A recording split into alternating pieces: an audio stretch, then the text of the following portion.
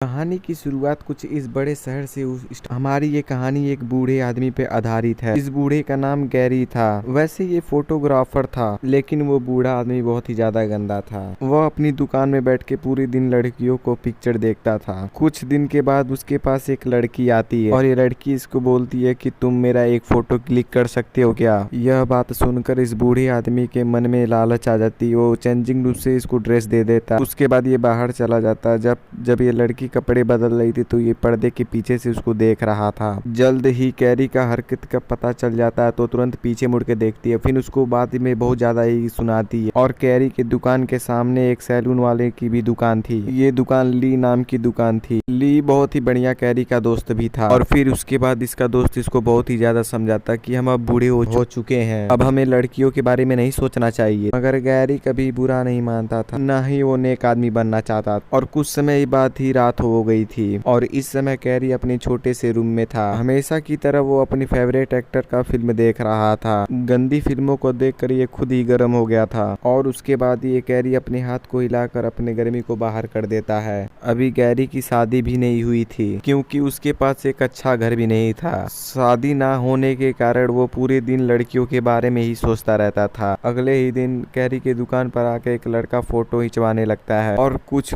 Photo खींचे हुए देखता है कैरी। वह सोचकर बोलता है कि मुझे याद आ गया कि तुम शहर के बहुत ही मशहूर फोटोग्राफर हो। तुमको तो लड़कियों ने कई बार पीटा है, तुम तो जेल जाने से भी बच गए हो। कैरी उसके बाद इसकी बातों को अनसुना कर देता है। उसके बाद इसको पैसा देके वो लड़का चला जाता है। ली आके कैरी से कहता, हमारे शहर में एक नया क्लब खुला है जहाँ पर कई लड़कियां पैसा लेकर भी कुछ भी कर सकती हैं। ये बात सुनकर सिर हिला देता है। उसी रात में कैरी और ली और इस क्लब में आ जाते हैं और उसके बाद यहाँ पर आके खूब दबाकर दारू पीते हैं ये लोग। उसके बाद इसके पास एक बाजारू लड़की आके इसके पास बैठ जाती है और इस खूबसूरत लड़की का नाम सूली था। सूली को देखकर कैरी के अंदर बहुत ही ज्यादा आग लग गई और सूली भी इसे बहुत ही ज्यादा देख रही थी।